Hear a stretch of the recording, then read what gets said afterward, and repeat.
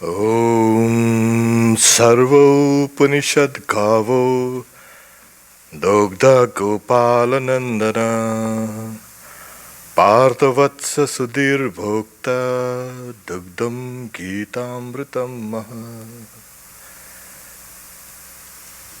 The Upanishads are the essence of the Vedas, and the entire Upanishad literature is likened to a milch cow. Sri Krishna is the cowherd boy. Arjuna is the calf. And people of purified intellect are the drinkers of the milk of the Bhagavad Gita, which is like nectar. The Bhagavad Gita, the second chapter, 34th verse, please. 34th.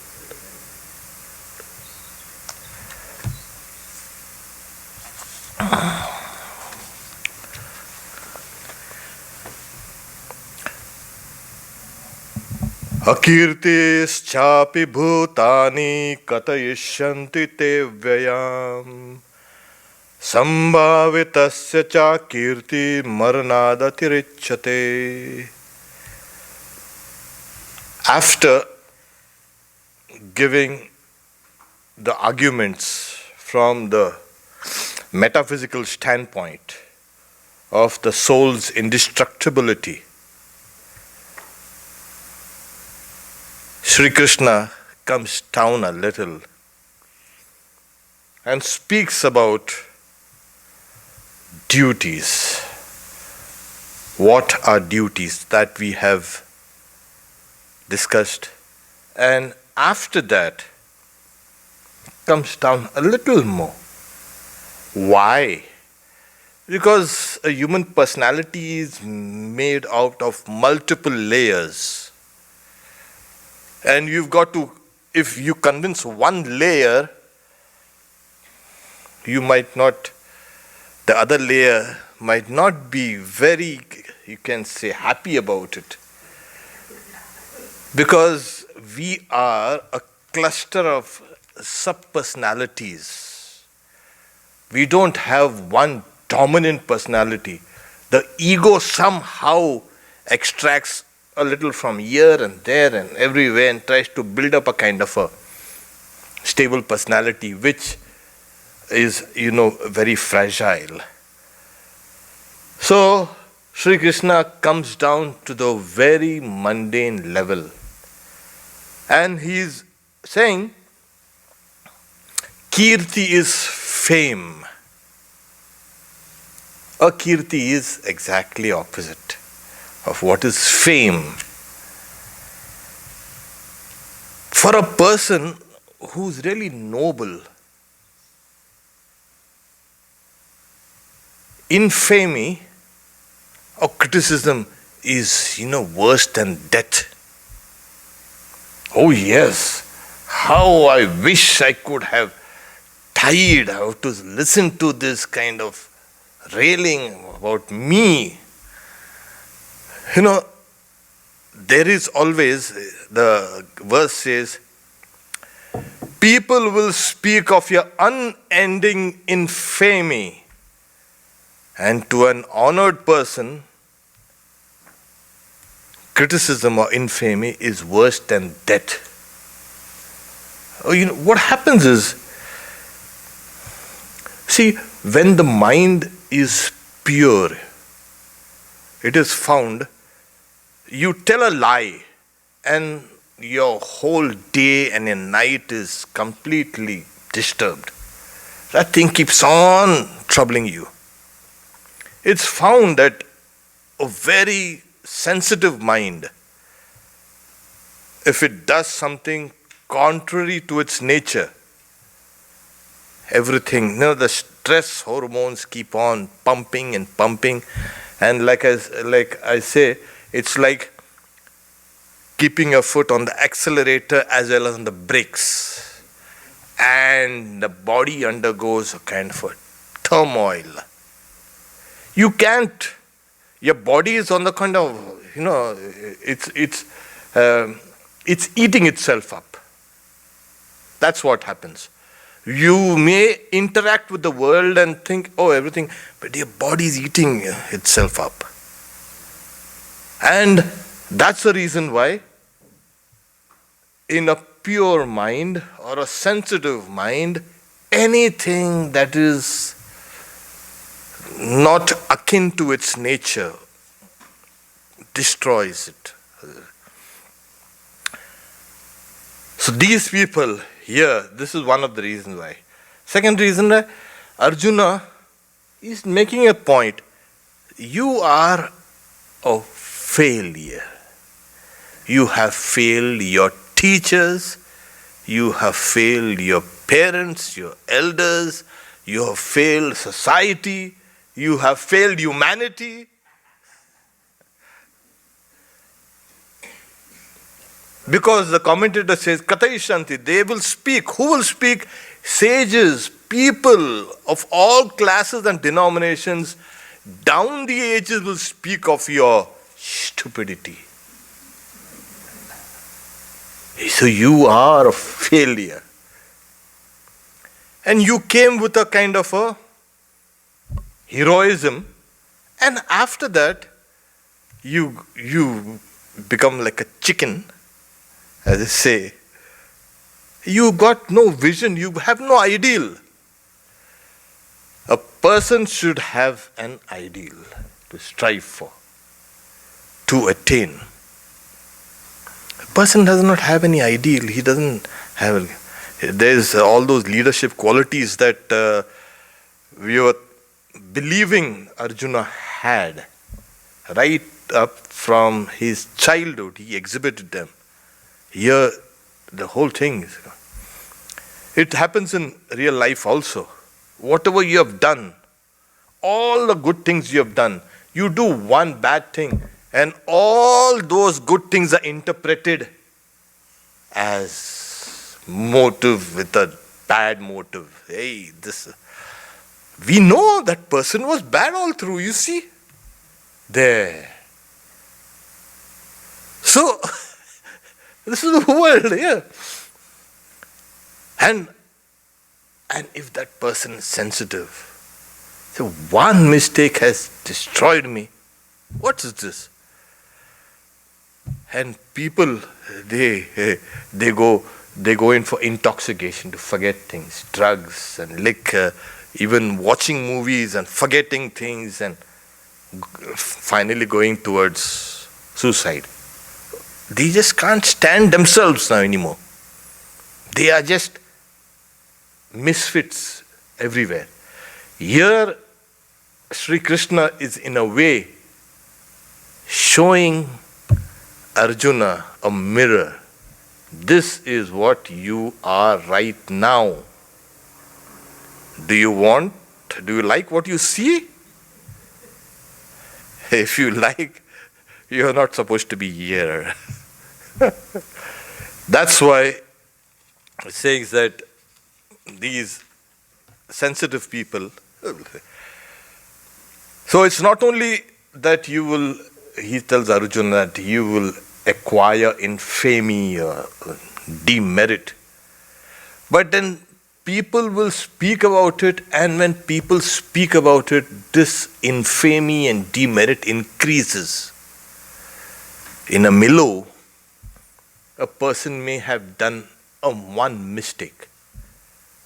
But around that person, if 20 people keep on talking about it, that small mistake has become magnified in this person's mind as well as in those speakers, these detractors. And a simple thing has become huge. So, people of all classes and types and will talk about you, and then it will keep on increasing and increasing. It will harm those who even detract. Ultimately, yes, That's the reason why they say that never criticize anybody. Never. It's called paraninda, and it's criticizing others. And it shows a kind of immaturity. We cannot really see ourselves what we are. If we knew what we are, then we won't criticize, saying, I have all those faults in a big way.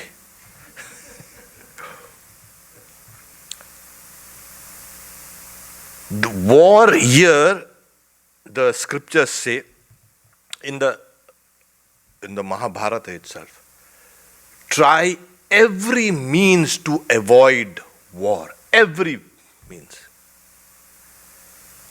And this war can be only taken at the last resort.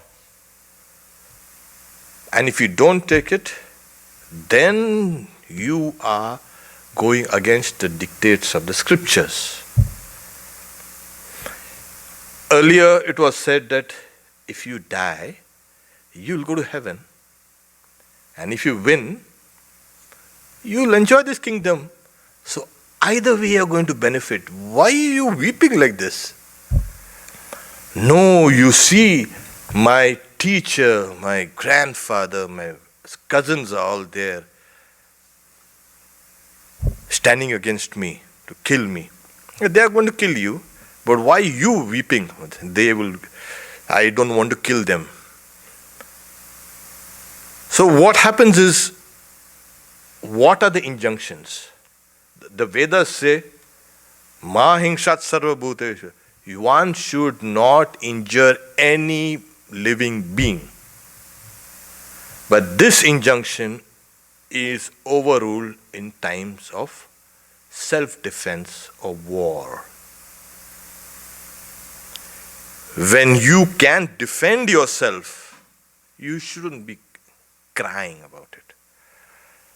And like we have discussed, when it comes to self-defense, there is no fault.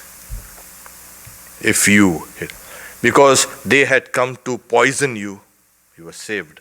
All the 5 brothers. They came with fire to burn down the house, you were saved. They came with weapons. They tried to molest your wives and daughters. They have done everything reprehensible. And you all have kept quiet. Now is the time to push. The next verse is in the similar strain. These verses are the 35th and the 36th. They are more or less the same. After this context, then he will make Arjuna ready for the practice of yoga. So 35th is, I'll chant the Sanskrit first. Bhayadranaduparatam mansyante tvam maharataha yesham cha tvam bahumato bhutva yasyasi lagavam. So these great chariot warriors, they are commanders. And these commanders, we have some of them on the side of Arjuna, and we have some on the side of the enemies, the Kauravas, both of them.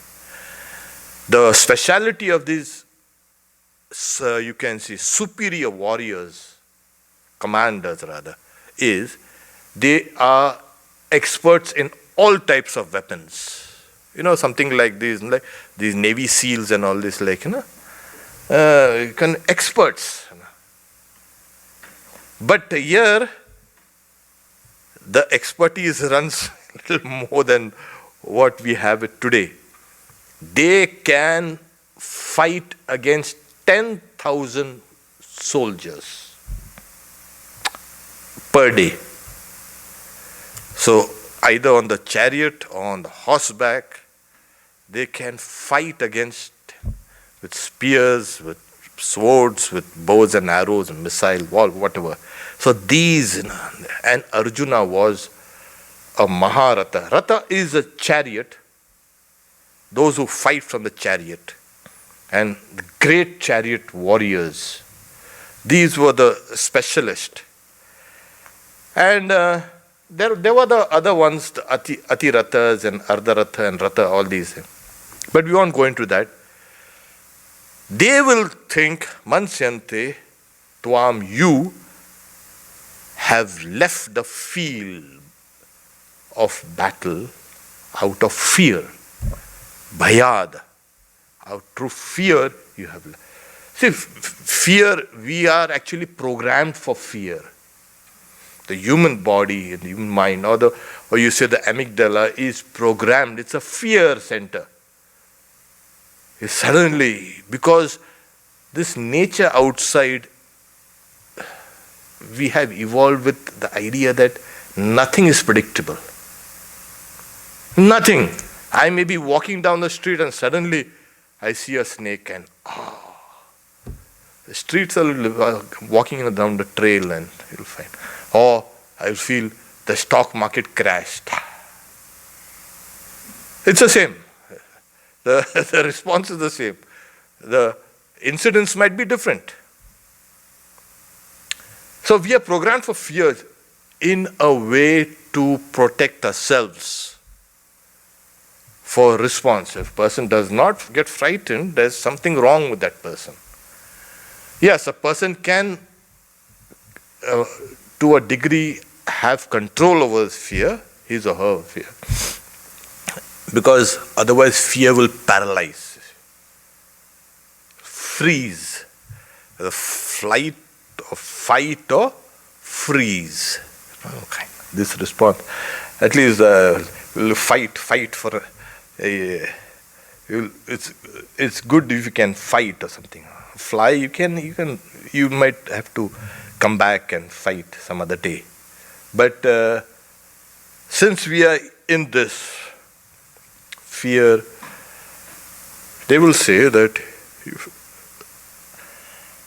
and Arjuna was, through all the, you can say, the literature in the Mahabharata, he was found to be exceptionally heroic. He was exceptionally compassionate. He put the self first as a kind of a sacrifice for others.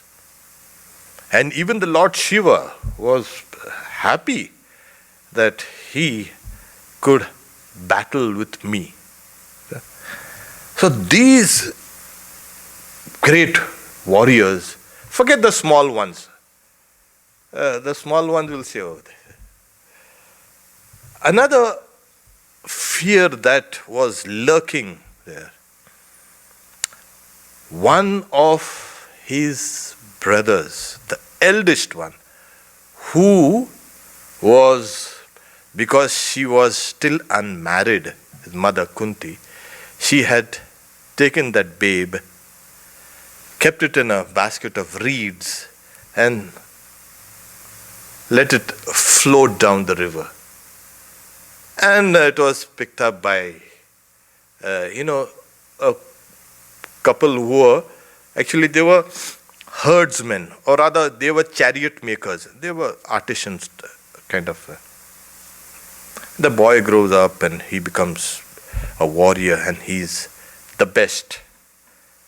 And these guys somehow know that Karna. They knew him as a great warrior. His mother knew that it is Arjuna's elder brother. So there was a kind of a general apprehension. What's going to happen? Karna had said, I'm going to kill Arjuna. He never knew. And Arjuna had vowed, I'm going to kill him. Both of them. Both the brothers are going to have it. Of course, that's a great story. But then, let's proceed with this. So here, the great chariot riders, chariot warriors, will think of you as having desisted from the fight out of fear. And you will earn the contempt of those to whom you have been honored or estimable. People have honored. There is a warrior's code of conduct. And that is respected by everyone. It is supposed to be. If you capture a person, you've got to treat that person honorably. There's a Geneva Convention and all these, they're put in writing. But there are unwritten warrior codes. That person has surrendered, the person is, okay, fine. Treat that person well. So, these codes of honor. So, here, these guys will say, what happened to this guy? He's run away. They will not treat him with any honor. And those who flee the battlefield, they say, they do not get any merit. What happens is, whatever merit they earned, it goes to their king or to the commander. So the idea that, I will run and with some dignity, I'll salvage some of my dignity and some of my merit, nothing happens. Everything goes away. So these great chariot warriors, they will criticize you in the sense of, he chickened out, as they say. So you can see Arjuna standing there. First he was standing up there, then he collapsed and somehow made a feeble attempt to stand up. But he sat down on a kind of a small seat that's there out there on the chariot. So this person here and the Lord is giving him this kind of sermon. Can you imagine the state? Either the person becomes, enthused with, yes, remember his real nature, remember all his training, all his life, all his heroism, and he'll come out of this kind of depression or the kind of black cloud. Oh, yes, I can do that. What are these guys here? Or it might have a kind of a negative. He'll simply collapse and keep on collapsing even more. But Arjuna is not of that type. In fact, all of us, we need to be reminded of our strength. We need to be reminded of our goodness and our purity and our compassion. And then we change. We tend to forget. Sri Ramakrishna gave an example. It's like, a scum has covered the surface of the water on the pond. You push that scum away, and then after a while you'll see all that scum once again coming in, covering that. You won't even realize there's a water down there. In some places in India, you'll find that you won't even realize that there's a huge pond, and then the scum has covered it in such a fashion. Oh God, you got to, hey, be careful of that. There's a pond out there. Really? Oh. It's like this with our nature also. We need to be reminded, this is what you really are. Get up. And that's the reason why later on you'll say, get up and fight now. I don't want any kind of weeping. The next 36th verse is,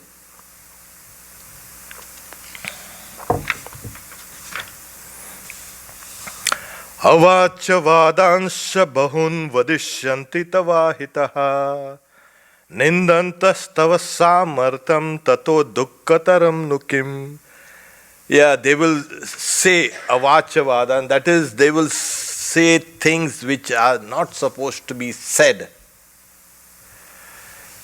Your enemies, they will speak indecent words while denigrating your might or your strength. What can be more painful than that?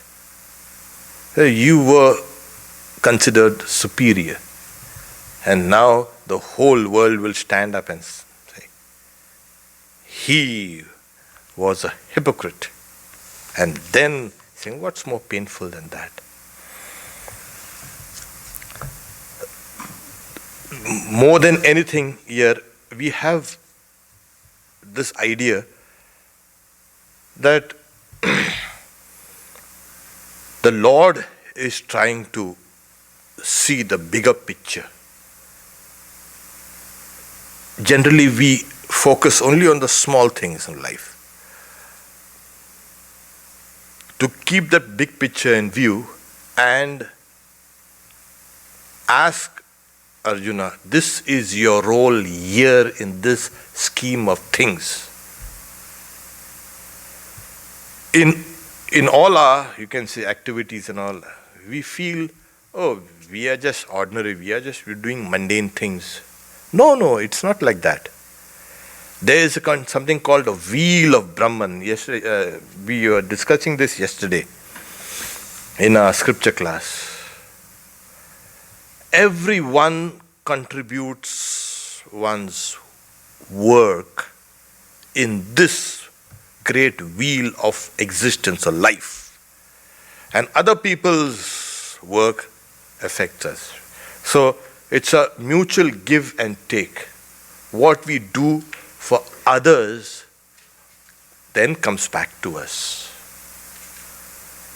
So otherwise, like what happens is, you send out the thought, it makes a circuit of the whole universe and comes back to you. And in the process, it has picked up all the extra flotsam and jetsam. If you have sent curses, all the curses which are there in this atmosphere, which are in this path, will come back to you. All that thing will come magnified and will hit you. Then you say, what happened? Why did people blame me or curse me like that? If I send blessings, that also will go around, take a circuit and come back to me and pick up all the nice blessings in the world, and then say, wow, I don't know what I deserved, but this is real God's grace. You have sent something. So when we see the larger picture of existence, then we can be sure that our lives are not stupid or miserable or useless or we are misfits. No. Every life is precious. Every life has a meaning. Every life has a purpose. If it wasn't true, then we would not be existing at all. Because nature is very stingy. She will not create certain things which are useless. No. We are alive, we are present. That means we have a purpose. And we just need to be told, you do your duties sincerely, and then you don't have to worry about any other things. This is the path. So Sri Krishna is trying to impel Arjuna about what he ought to do. Don't become like morose, that, oh, I'll run away, I won't fight, let me die. No, you've got to. Later on, Sri Krishna will tell him that, you just be an instrument in my hands. The final, you can say, worker is me. The Lord is working. And He gives us all an opportunity to become instruments. And if we don't take this opportunity, then no one is to be blamed. So here, arousing Arjuna, stand up and fight. Ultimately, it is I who am acting. You're not going to be blamed for it. So, in every moment of our lives, as the Upanishads say, two impulses come. One which takes us to the bad side, or brings out the bad in us, and one brings out the good in us. The intelligent person chooses what ennobles that person, what brings out the best in the person. And Shreyas, Preyas, that is what is called in the Upanishad. Both come as constant opportunities. Everything that we interact with have got a mixture of the good and the bad. We take the good and it ennobles us. It makes us better and those around us better. Falls from the goal, the person who takes only the delightable, that's just temporary, a kind of a gratification. I want it now. There's something called a delayed gratification also. You hold yourself, but you have to take a marshmallow, kind of the marshmallow test. But it doesn't matter. The more we can hold ourselves in check, the more we become ennobled. This is what Arjuna is made to see. You are going to be an actor in the larger stage of life. You're not just an ordinary person sitting here and sitting on the chariot and between the two armies and chickening out. No, you've got to do something. And the Lord also is telling you, don't feel you are a miserable, useless misfit. You also can do something. So when? Well, you are doing something, do a little more. Keep on doing. This is how. Because for Arjuna, the war is a real war. He's faced with this. For us, we don't have to go to a real war. For us, our daily battles are enough. The big. Here, our daily battles are big enough to take away all our life. So that is the allegory. We have to face life circumstances. Circumstances will never be favorable to you. Nature wants to crush you, and you are trying to push back. Everything is so nice and simple and sweet. Really? No. Everything is horrible. Everything is a struggle. Everything is pain. Yes, why don't we see this? We have somehow pushed that away from our consciousness and say, oh, this. No, you need to take both. Once we accept that wherever there is life, there will be death. Wherever there is, you can say, joy, there will be suffering. Take both.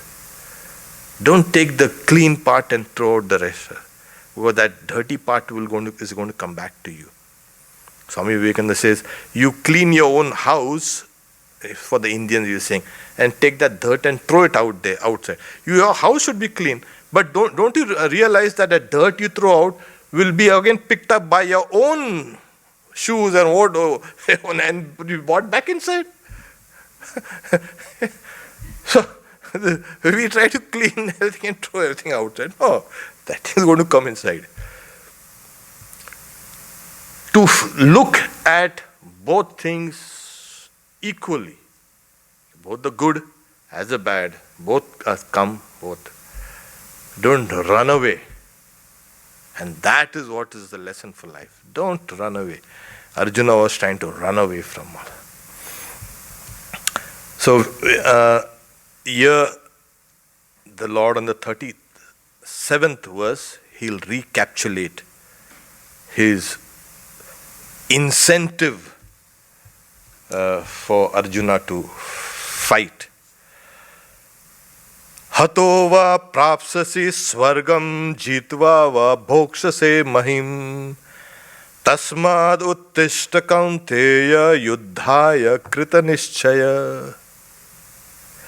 Either by being killed you will attain heaven, or by winning you will enjoy the earth.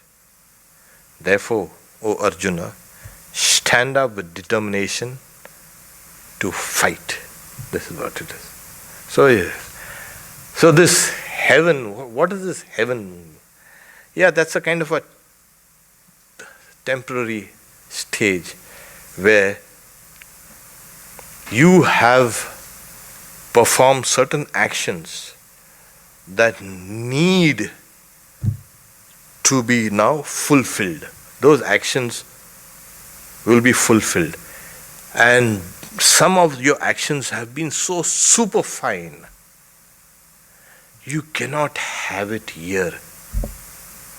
Your body will not be able to enjoy the fruits of that super fine merit.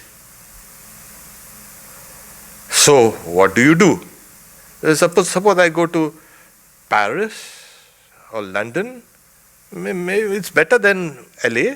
I can go and enjoy in these nightclubs and these pubs and this and that. No. Your body will get fatigued. You don't have the stamina. So you need a place where you can go and enjoy all the meritorious deeds that you have done. So you go and enjoy in that place. Not enjoy, Rala. Experience. The word bhoga means two. It has two meanings: experience as well as enjoyment. So you experience. So you need a different type of body for that. So you go there and then you experience.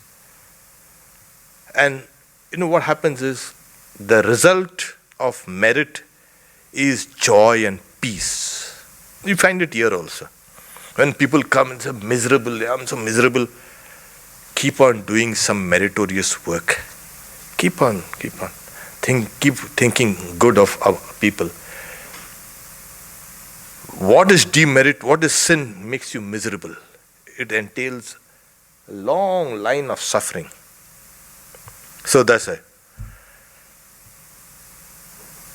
The more meritorious we are, the more happier. You don't need anything. You don't need money, you don't need name, you don't need fame. You just be yourself. You're happy. You're a happy person. I have my God, and what else? What do I want? So, and after that merit is exhausted, like everything gets exhausted. Then you come down again. And you're reborn here again. So that's why this world is a world of action, a world of karma. In the lower worlds, in lesser bodies than the human, there is only the experience of pleasure or pain. Even in the higher realms, the experience of pleasure. There is no new karma performed, either in these spheres or in this sphere. It's only here in the sphere of human, you can say, this bhuloka, that we can work and we can go wherever we want to through this work. Because the consciousness of responsibility is there. What I do, is this right or wrong? Do you have to ask me? You know it yourself. Your conscience knows it. Should I do this and should I do that? Ask yourself. You know it. We know it clearly. And yet, we do exactly the opposite. Nobody is there to be blamed. So here he's saying, if you get kill, you will attain heaven. You go there and then you come back again. You perform work again here. And where do you want to go? You can reach anywhere you like. Work is a tremendously powerful, you can see, the right work is a powerful factor in our lives. Keep on working. And that's what Holy Mother has preached, told us. This work itself will lead you to the highest. Saying, nowadays girls come and say, I don't have time, so I'm busy. Why? I was busy so the whole day, yet I could repeat God's name 100,000 times. There. You say, 100,000 times? My God. We can't even do it for 216 times. 108, and we get tired. Oh, God. God knows He. That is our limit of work. And see, Mother's capacity to work was tremendous. Every great person, whoever has, whatever has, they have made an impact on humanity. They were great workers. They had that energy. The level of energy was very high.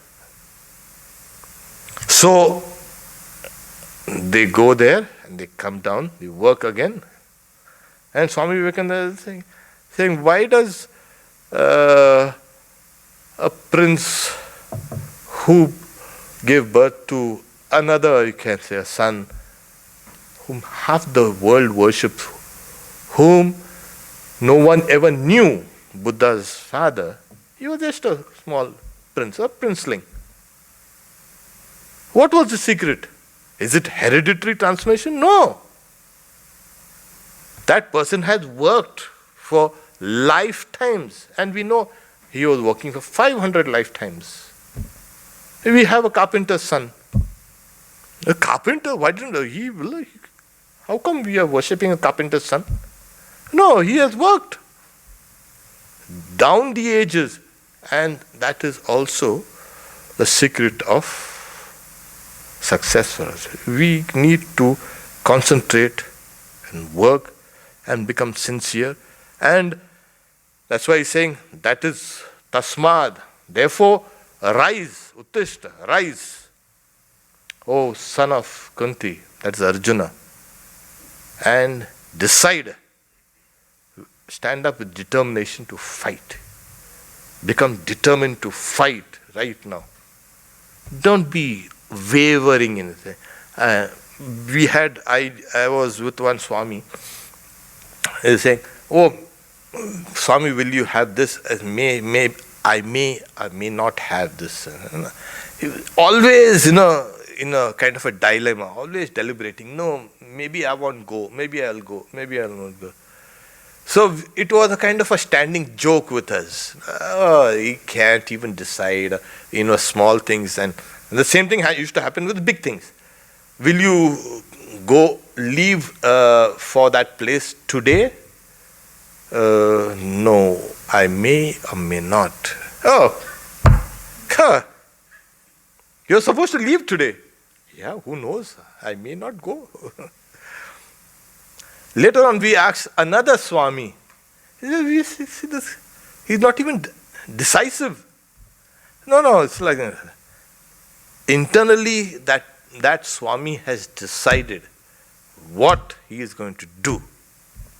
This is just a kind of a show.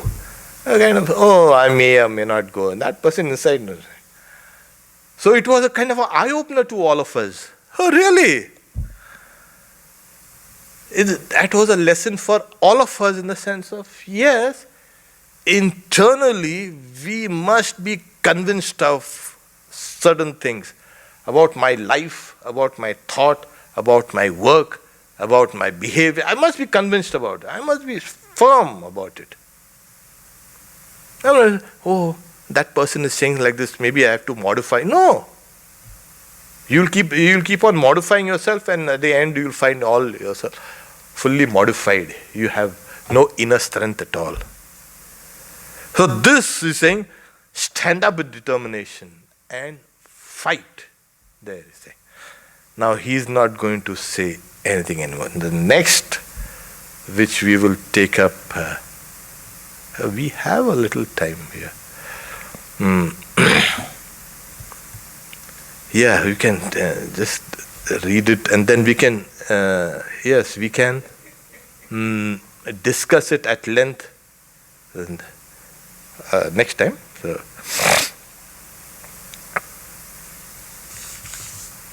So here, in this coming verse, he is now getting Arjuna ready to practice yoga.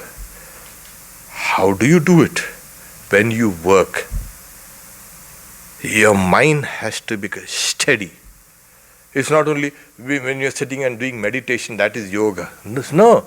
Here, the Lord will teach us how to do karma yoga. Everybody talks about, every once a week we have karma yoga day. Come, we'll clean up our garden and we'll clean up this. Wait. That's karma yoga? The mental attitude that is required is this.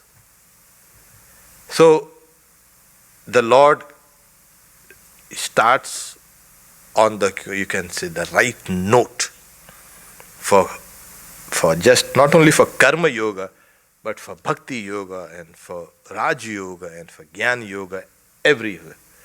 It's a great lesson for every type of, not only yoga, but every type of activities. Saying, Sukha dukkhe same kritva labha labho jaya jayo tato yudhaya yujjasva naivam papam vapsyasi. This is saying, treating happiness and sorrow, gain and loss, conquest or defeat. How? With equanimity. Get ready for battle. Thus you will incur no sin. What more do you want? This, the perfect, you can say, conditions for life. Saying, Sukha dukkhe same. Same is, the mind, runs after duality. And that is a kind of a great, you can say, illusion. We talk about monism, everything is one. Yeah, but then you can see there's life and death and joy and sorrow, happiness and misery and this and laughter and tears. We see both these things. We're saying, no, you see that you have two brains. Yeah, we have two brains. But those two brains are connected by the corpus callosum. The bunch of nerves running through the corpus callosum, though it's a rich. But in case you do cut those nerves, your consciousness will develop in two separate streams. Oh yes. The right brain will not know what the left brain is doing. The right brain will not know what the left part of the body is doing. Yes. These are experiments done over and over again. I mean, they don't catch anybody again. Let's cut you and let's cut those nerves that crisscross the corpus callosum and see what happens. It is, but for all practical purposes, the brain is unified. We don't know where exactly memory lies. We don't know where exactly is the subconscious mind. We don't know where, certain parts light up when we speak or when we are angry, when we're happy, we're hungry, we're looking at something. But it's not a final pinpointing. The things spread out. So it's a global phenomena and the brain works as one. Somehow we see two. Everything, it's a reactions, physical, mental, more than anything, we need to come and keep ourselves kind of in a balanced state. When you try to work with enthusiasm, you burn yourself out. There are some boys and girls in their 20s, they've burned themselves out. Now, Swami, what do we do? In your 20s, you ask me, what do you do? You've burnt yourself out. Your burnout cases. There's nothing more. You have done everything. No, you haven't done anything. You've got plenty of things. You haven't even scratched the surface of life. You don't even know what's life. Oh yeah. You think a few, you can say, drinks will make you kind of heroic, and then finally, next day, oh God.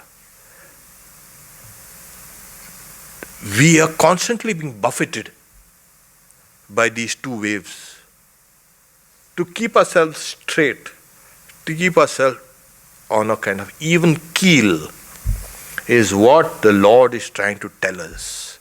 Treating happiness and sorrow, gain and loss, conquest and defeat with equanimity.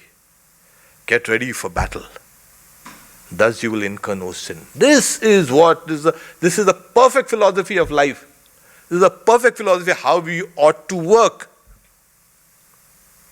20 people will say, oh, that guy is pretty good, and some you expand your chest and try to feel good. And then after 2 minutes, somebody else will come, that guy is a hopeless fellow. There.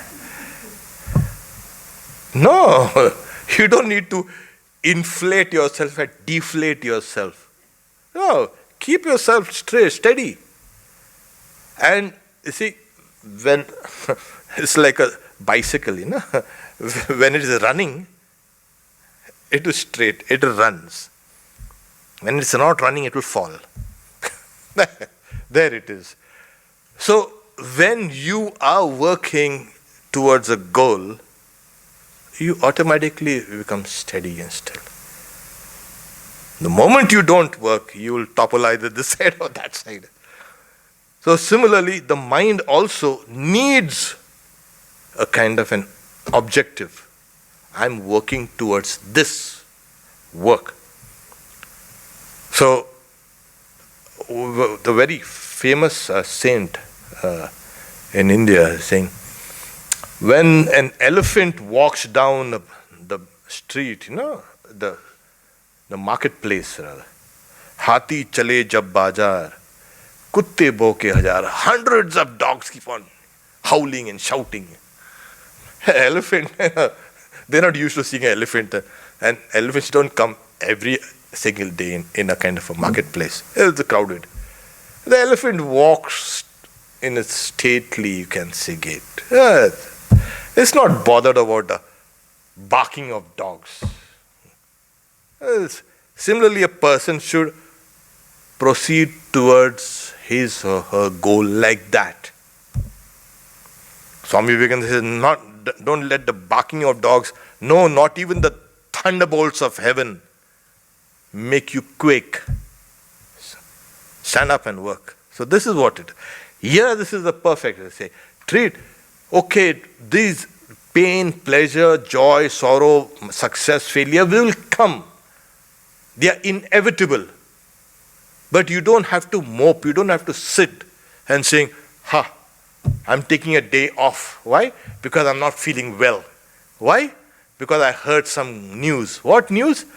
Well, somebody had a fall and I got the news and I'm not feeling well. Oh, what's that?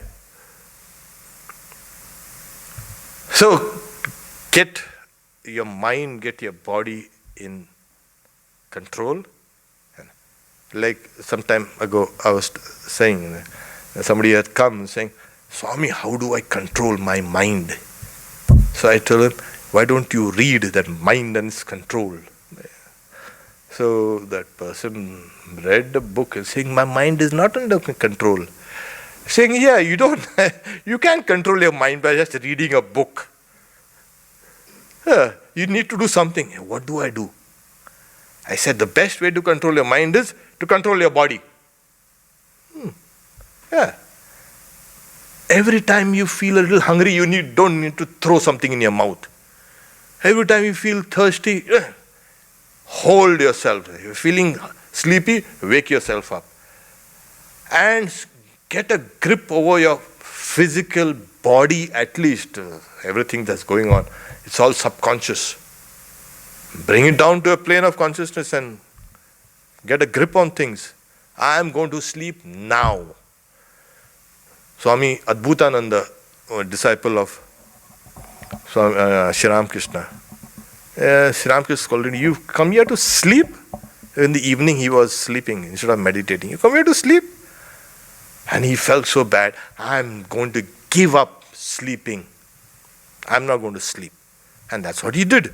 Except for half an hour or in the afternoon, he used to take a little rest, and he never slept. That's a kind of perfect control. So, Sri Ramakrishna was a tough guru. You got some nice soft gurus. Okay, yeah. We have seen some gurus. Sri Ramakrishna said 3 types. One will say, you do a little God's name. Yeah, okay. And we'll go. Second will say, oh, you see, it's good for you. Why don't you take a little time? Take a little interest and do something. He'll try to convince you. A third type of guru is nothing like that. He will jump and sit on in your chest and say, you better do your spiritual practices. That's the best type. So we need something like this to push us. So we'll stop here for today. We'll continue.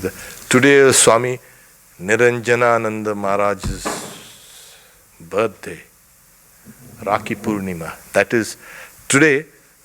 All the sisters, they tie the thread of protection round the brother's wrist. And that has been there for, I think, thousands of years. I can see what you're saying. Yeah, it's a sisters are, they tie you can say, a thread of protection, they say, Rakhi, on the wrist of the brothers, and they worship the brothers, and the brother worships the sister. And they take a vow to help each other, save each other the whole life. It's a wonderful, you can say, day. And then we had the Indian Independence Day today also. It was 15th August. It's a very auspicious day today. Om Shanti Shanti Shanti Hari Om Tat Sat Shri Ramakrishna Arpanamastu.